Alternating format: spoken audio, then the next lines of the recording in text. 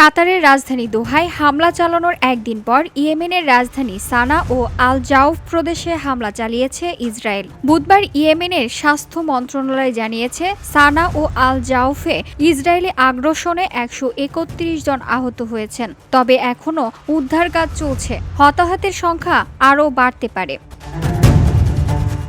বিমান হামলায় সানার আল তহরিফ এলাকায় ঘরবাড়ি শহরের দক্ষিণ পশ্চিম অঞ্চলের ৬০ নম্বর সড়কে অবস্থিত একটি চিকিৎসা কেন্দ্র ক্ষতিগ্রস্ত হয়েছে। এছাড়া আল জাউফের রাজধানী আল হাজমে সরকারি কম্পাউন্ডেও ক্ষতিগ্রস্ত হয়েছে। বোমাবর্ষণে সৃষ্টি আগুন নেভাতে এবং ধ্বংসস্তূপ থেকে জীবিতদের উদ্ধার করতে বেসামরিক প্রতিরক্ষা দলগুলো কাজ করছে বলেও জানিয়েছে মন্ত্রণালয়।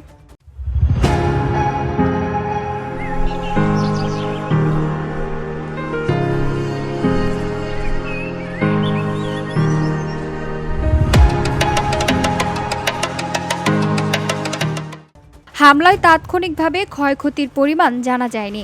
হুতি সামরিক মুখপাত্র ইয়াহিয়া সারি জানিয়েছেন, ইসরায়েলি আগ্রাসনের বিরুদ্ধে তারা ভূমি থেকে আকাশে নিক্ষেপযোগ্য ক্ষেপণাস্ত্র ব্যবহার করেছে, কিন্তু ইসরায়েলি যুদ্ধবিমান হামলা না করেই ফিরে যেতে বাধ্য হয় বলেও দাবি করেন তিনি। ইসরায়েলি সেনাবাহিনীও হামলার বিষয়টি নিশ্চিত করেছে। এক বিবৃতিতে তারা জানায়, সানা ও আল জাউফে বিভিন্ন স্থানে হামলা চালানো হয়েছে।